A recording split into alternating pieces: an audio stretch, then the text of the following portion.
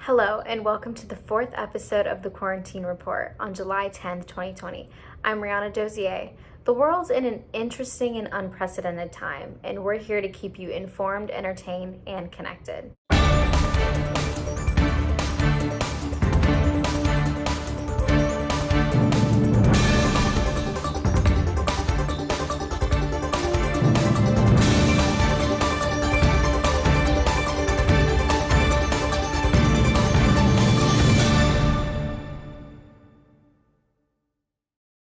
First, I will be bringing you this week's breaking news. As we head into the month of July, many students are eagerly waiting to hear if they will be returning to school in the fall. For universities, it has been rumored that the schools will require coronavirus screenings to ensure that any student coming back onto campus does not show any symptoms of the virus. In addition, universities are taking even further steps by enacting social distancing in the classrooms, limiting amounts of students allowed in dining facilities, moving some classes to online, and even requiring masks to be worn in the dorm room. With many people out of a job, some people are now also left without a home. The Department of Housing and Urban Development announced Wednesday that it plans to roll back an Obama-era rule that barred federally funding homeless shelters from discriminating against transgender people.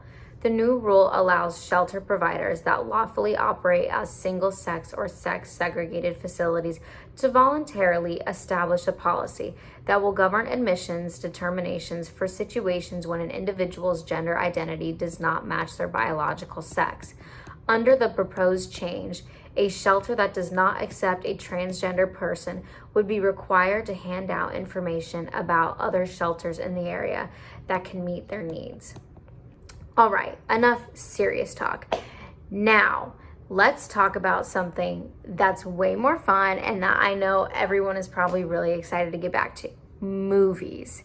So I am such a big movie person, and I know a lot of people are really excited to get back into the movie theaters and see a movie. Well, there are going to be some regulations, so let me get to it.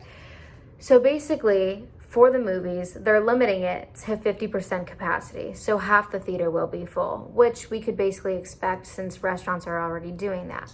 However, they're also requiring masks, and this is the really, really depressing part, which is just so sad. No refills on popcorn or drinks, and the tickets that they're selling, you can only buy your ticket online. But I'm really excited that movie theaters are opening back up, because that kind of means that, we're getting back to life. Kind of, maybe, let's hope. Well, that's all I have for you today. Now let's head over to David with our latest coronavirus by the numbers update. David, what are the recent stats in our global pandemic? Thanks, Rihanna. Now, despite reports of an influx of cases, there appears to be some positive outlooks concerning the increase of numbers. I'm David Kleinschuster, and this is Coronavirus by the Numbers. 7 states are reporting high spikes of hospitalization in the past month. These states include Arizona, Arkansas, California, North Carolina, South Carolina, Tennessee, and Texas. And in a Pentagon press conference held on July 1st, Tom McCaffrey states that the spike in case numbers is partially due to the increase of testings that have been mandated nationwide. Whether individuals are symptomatic or asymptomatic, we expect to see more cases arise as tests increase, he says. In addition to the increase of testings done nationwide, the CDC also reports that the death rate from week 24 of coronavirus has decreased from 9.5% to 6.9% in week 25. And heading to more local affairs, North Carolina Governor Roy Cooper has yet to issue the plan for public schools to return to their academic year. Rather, he has issued 3 strategies to combat COVID-19 while schools in session. Plan A is to minimize social distancing by continuing with health standards seen nationwide. And if not, Plan B will be implemented to moderate social distancing, which, though has not been defined what that may entail, he states that there will be more restrictions held in place. And if all else fails, Plan C will come into place and prohibit face-to-face learning, and students will have to yet again return to remote learning protocol. Now, sticking to the numbers, the United States currently stares down 2.72 million cases, and despite death toll rising now to 130,000, there have been 835,000 recoveries. So here's to a recovering world. I'm David Kleinschuster, and this is Coronavirus by the Numbers.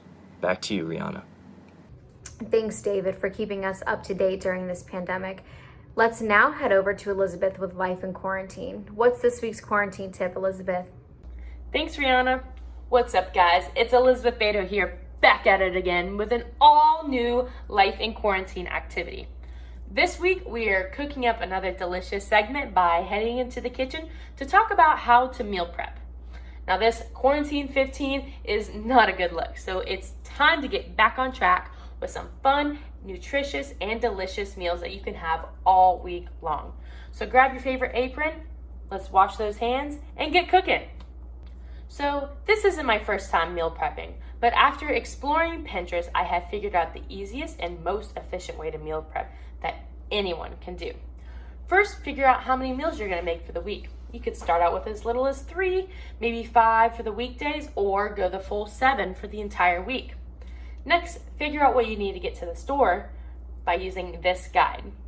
The 2 main food groups you need to hit every week are lean proteins, such as chicken breast, fish, beef, or even black beans for a vegan option. And the second is veggies, lots of them, preferably leafy or green, such as green beans, romaine lettuce, or Brussels sprouts. A healthy complex carb like sweet potatoes or quinoa can be added in, even oats for breakfast. Or you can add in some healthy fats such as avocado or peanut butter, but those last 2 aren't mandatory. Lastly, grab some Tupperware and let's get cooking. This week I made a couple of breakfast and lunch options for 4 days this week, which was strawberries and cream and mango and coconut overnight oats for in the morning, as well as a ground turkey taco bowl with lots of fresh veggies to take with me to work for lunch. Meal prepping definitely relieves stress for me because now I don't have to think about what I'm going to eat. So instead of reaching for the fast junk food, I have all these delicious and nutritious meals all week long. I hope that you and your family try out some type of meal prepping for a healthier and happy lifestyle. Please share with us by posting some of your own creations and tagging HPU Vision. See you guys next time. Back to you, Rihanna. Thanks, Elizabeth. What a delicious way to stay happy and healthy during quarantine. Now, let's head on over to our entertainment specialist, Riley, to give us the inside scoop. Riley? Thanks, Rihanna. Hey, everyone, it's Riley. In the midst of all the crazy things still going on in the world, the entertainment industry is still making its way into the news one way or another. Reality TV stars, entrepreneurs, and twin sisters Nikki and Brie Bella, who are both expecting children next month, just took to their social media accounts to announce that their mother went into brain surgery earlier last week to remove a paralyzing mass on her brainstem. Viewers of their hit reality show Total Bellas have seen this situation of their mother's facial paralysis unfold.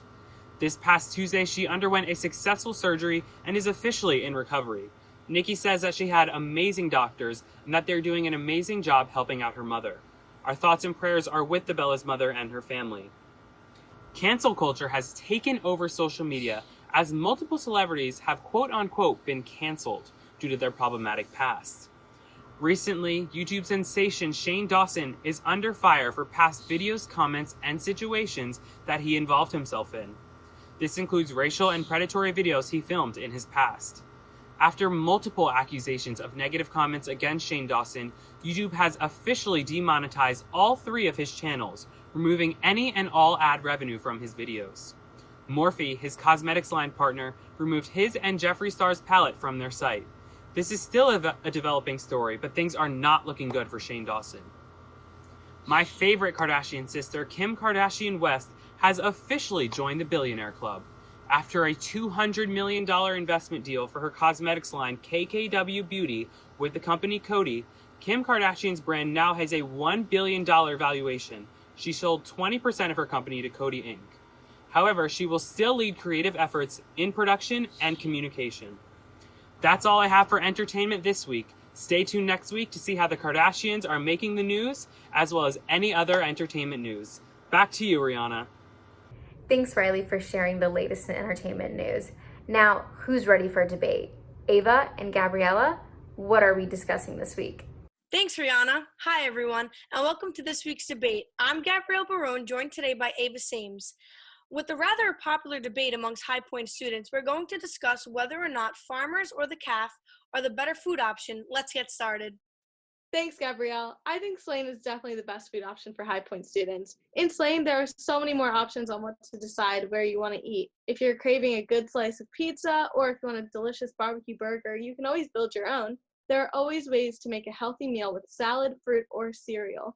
By mentioning cereal, the calf not only offers breakfast starting at 7 a.m., but has many options like HPU-designed waffles and an omelet bar. Overall, the calf definitely has dining options to suit any student's appetite and more suitable hours for students to get meals. I definitely agree that Slane has more flexible times, but farmers' food is a lot healthier. Many students have shown that the freshman 15 is a real thing, and nearly 1 in 4 first-year students gain at least 5% of their body weight. Farmers has many options and choices, including a salad bar, vegetable, and fruits. Every week, the farmers market has a variety of fresh produce, plants, and herbs that are all grown locally in North Carolina. Every day, they even change their main dish to something new. Yes, both Slane and Farmers Market have options, but farmers offer a plethora of healthy alternatives while offering food for specific allergies.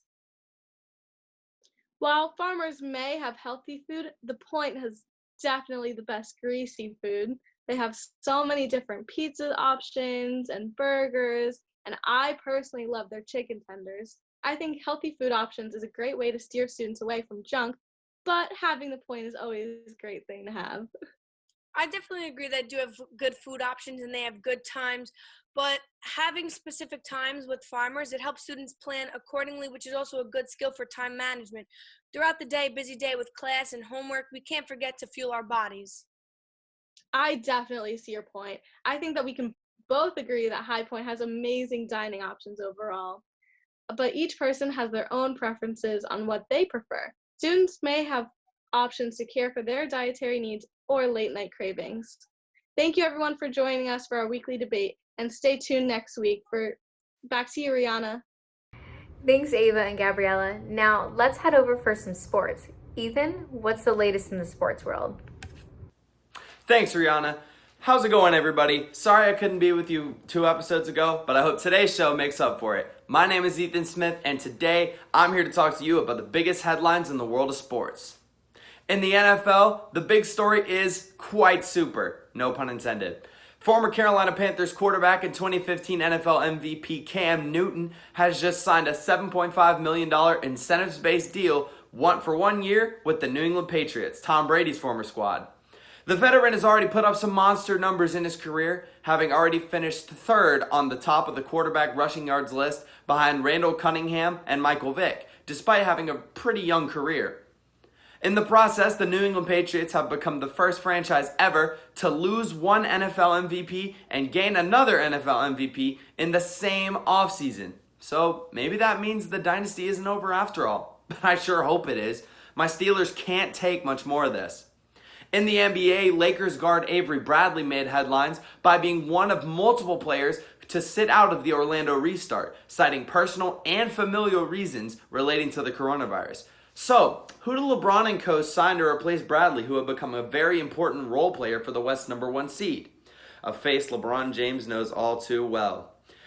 Over the past few days, the Lakers have been finalizing a deal to send former Nuggets and Cavs guard J.R. Smith to the Lakers. J.R. Smith was a member of that 2016 Cavaliers team to come back from a 3-1 deficit versus the Golden State Warriors, win the NBA championship, yada, yada, yada. You've heard the story before. Let's just hope that JR is paying more attention to the scoreboard, unlike the last time he was in the finals with the Cavs. In the world of soccer, some of the world's most popular leagues, teams, and players have already begun to resume their seasons. La Liga, Copa Italia, Bundesliga, and the EPL, among many others, have already resumed, meaning that some of our favorite stars, such as Lionel Messi and Cristiano Ronaldo, have already begun to grace the pitch. A huge headline came out of the EPL when Liverpool FC won their first league championship since the 1989-1990 season. They were able to capture this title due to Chelsea FC knocking off defending champions Manchester City in a match with a final score of 2-1. Maybe next year, City fans, but for now, at least EPL fans will be able to rest easy knowing they'll never have to walk alone. That's all the time I have today. Thank you so much for tuning into this week's episode of the Quarantine Report. Rihanna, back to you. And in the words of my colleague Wendell Eps, peace. Thanks, Ethan, for that sports update. With all this grief and trouble in the world today, we must look towards hope and positivity. It's time to head over to Reese for this edition of Moments of Hope. Hello and welcome. I'm Reese Allen, bringing to you Moments of Hope. This week, I'm happy to tell you about some uplifting things happening in our world. While the coronavirus continues to rage on throughout America, we can't help but appreciate and think of all the amazing essential workers on the front lines fighting the good fight. Thanking our healthcare workers for their hard work and dedication during this time, Shutterfly held a #CreateThanks campaign on Twitter and Instagram, collecting nearly 500 submissions of children's artwork displaying the gratitude they share for all people fighting the COVID-19 pandemic firsthand. These submissions were then showcased on billboards in New York City's Times Square, demonstrating the immense gratitude these children and many share for frontline workers during this time. To all those putting themselves at risk for the health and safety of others, we thank you. Continuing to uplift and bring hope during troubling times, Michelle Brenner, also known as Lasagna Lady, has been cooking meals for over 1,200 people struggling due to COVID-19 layoffs. Brenner told the Washington Post, quote, "I can't change the world, but I can make lasagna." Despite having just lost her own job, Brenner turned to comfort food during this time, putting her grandmother's special lasagna recipe to use and decided to give back to her community by giving out pans of lasagna to anyone who needed it, no questions asked, including dropping off lasagnas to local essential workers. Brenner even purchased all materials and ingredients through using money from her own stimulus check. Her selfless acts continue to grow as she implemented a Facebook fundraiser to keep cooking and giving back to her community. The fundraiser has raised more than $22,000. As she says, "One lasagna at a time, we're gonna get through this." Thank you, Michelle, for being a source of inspiration and hope during these times. Continuing to stay positive and looking to more great times ahead, I'm Reese Allen, and this has been Moments of Hope on the Quarantine Report. See you next time. It is always fantastic to hear about the positive moments in our world. Thank you for sharing those stories with us today. Well, that is all that we have for you today. Tune in next week for more breaking news and stories, here to keep you informed, entertained, and connected. This is Rihanna Dozier for the Quarantine Report. Have a great week.